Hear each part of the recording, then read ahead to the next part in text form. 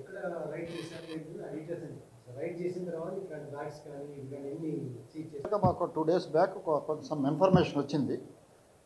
కల్తీ సిమెంట్ తయారవుతుంది కొన్ని ఫ్యాక్టరీలో, ఇది ఫేక్ టోటల్లీ కూడా ఫ్లై యాష్ తోట తయారవుతుంది అని మాకు ఒక ఇన్ఫర్మేషన్ రావడం జరిగింది.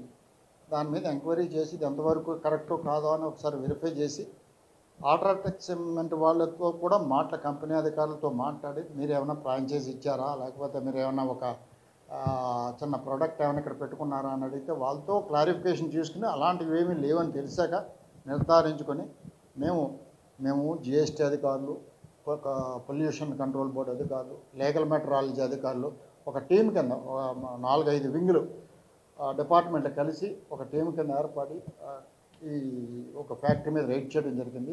ఈ ఫ్యాక్టరీ పేరు యాక్చువల్గా కస్తూరి సిమెంట్ ఫ్యాక్టరీ అని గోరెంట్ల దగ్గర బుదిలి విలేజ్లో ఏర్పాటు చేయడం జరిగింది.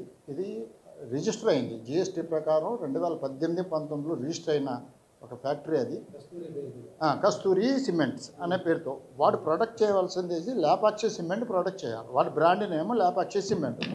కానీ అక్కడ లేపాక్షి సిమెంట్ బ్రాండ్తో ఎక్కడా కూడా ఏమీ లేవు. అక్కడ ఉన్నదంతా కూడా వివిధ రకాల కంపెనీ పేర్లతో ఏదైతే ఫేమస్ ఉంటుందో, బయట ఏదైతే ఈజీగా ప్రొడక్ట్ మనం సేల్ చేసుకోవడానికి వీలు ఉంటుందో అలాంటివన్నీ కూడా కంపెనీ బ్యాగ్స్ డూప్లికేట్ తమిళనాడు నుంచి డూప్లికేట్ బ్యాగ్స్ తెచ్చుకొని అవి నింపి అవన్నీ కూడా వారంలో ఒక 2 రోజులు దీనికి కేటాయించుకుని ఇవన్నీ డూప్లికేట్ సంచుల్లో నింపి ఇదంతా కూడా ఒక 2,000-3,000 వారానికి 2,000 నుంచి 3,000 బ్యాగ్స్ కర్ణాటక వెళ్ళిపోతూ ఉంటాయి. ఇక్కడి నుంచి వాళ్ళు అమ్ముకుంటారు. తెలియదు కర్ణాటకలో దీని మీద కొంత ఉంది, ఏదో సమ్ డూప్లికేట్ సిమెంట్ వస్తుంది అని వాళ్ళకు ఉంది, కానీ వాళ్ళు కనిపెట్టలేకపోయారు. వాళ్ళకి తెలియలేదు ఎలాగో వస్తుంది, ఎక్కడి నుంచి వస్తుంది అనేది వాళ్ళు తెలుసుకోలేకపోయారు. కానీ వాళ్ళకంతా కొంత ఇన్ఫర్మేషన్ ఉంది, డూప్లికేట్ సిమెంట్ వస్తుంది అనే విషయం ఉంది. కానీ మన వైపు లేదు ఇక్కడ ఎక్కువగా.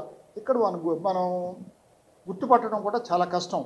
వాడి కంపెనీ అల్ట్రాటెక్ కంపెనీ వాళ్ళు మాత్రమే ఆ సంచులు గుర్తుపట్టేట్టుగా అంతలా తయారు చేశారు. ఎవ్రీథింగ్ మీరు చూస్తే మీకు తెలిసిపోద్ది. ఇందులో మన ఏపీలో UltraTech company only blue colour మార్కుతో మాత్రమే, ఐఎస్ఐ బ్రాండ్ బ్లూ కలర్ మాత్రమే ఇక్కడ పర్మిషనబుల్. రెడ్ కలర్ ఇక్కడ కాదు, డూప్లికేట్. అది రెడ్ కలర్. మళ్ళీ ఈ రెడ్ కలర్ ఏదైతే మీకు ఇక్కడ చూపిస్తున్నానో ఇది కర్ణాటక వ్యాలిడ్, కానీ ఒరిజినల్ అయితే.